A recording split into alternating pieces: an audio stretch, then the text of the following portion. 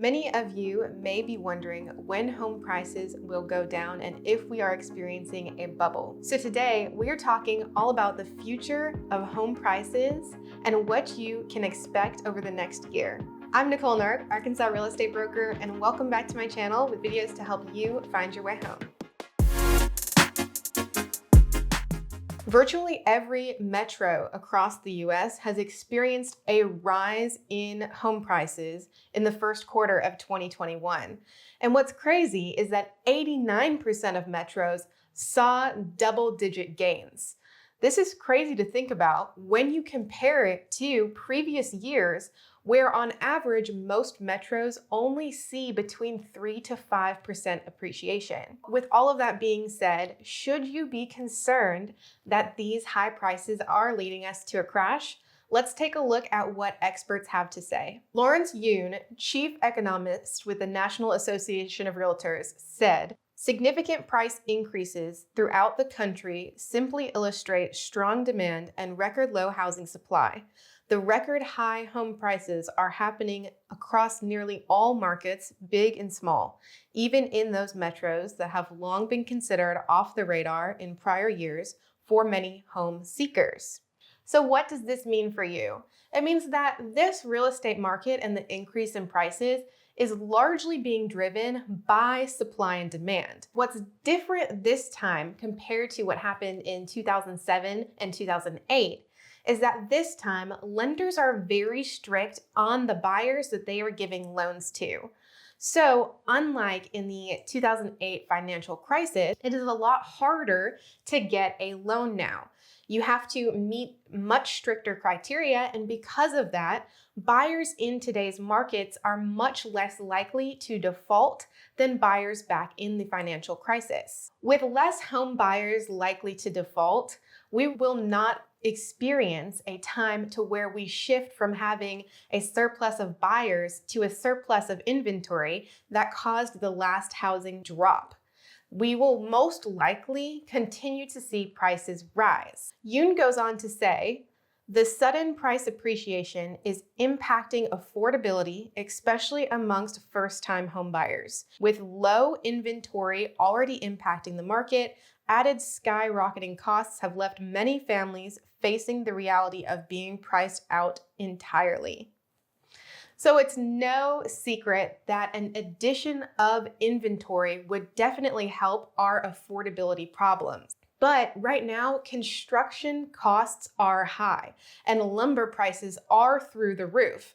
And unfortunately, just to make ends meet and keep the production coming, many builders are having to pass along those high supply costs to the buyers purchasing these homes.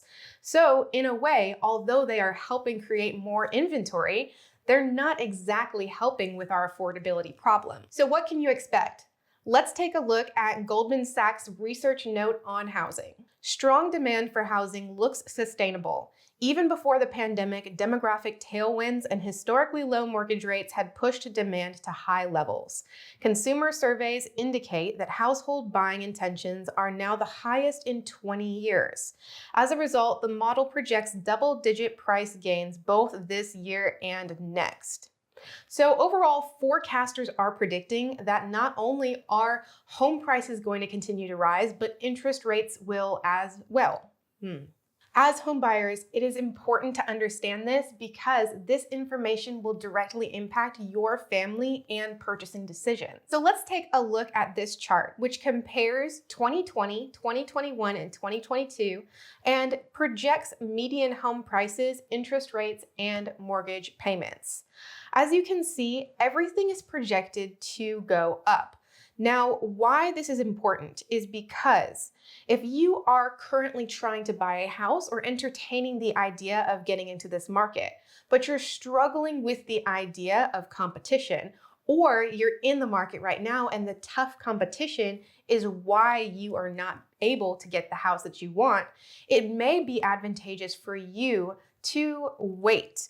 Even though the interest rates and the home prices are projected to go up, let's take a look at this chart and see if we were to buy a house this year for $323,000, depending on the specifics and the demand in your area, that could receive multiple offers and get bid up to $350,000. But let's look at 2022, where they're anticipating that the price would only go up maybe to $334,000.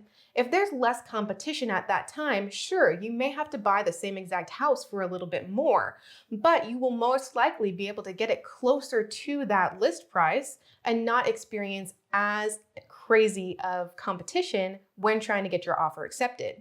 Now, if you are looking to get the best interest rate and the lower price for the home, I would say stick it out, keep going, make sure that your finances are strong, and try to jump on something in this market, because it does seem like for the next few years, most likely interest rates and your total home prices are going to appreciate.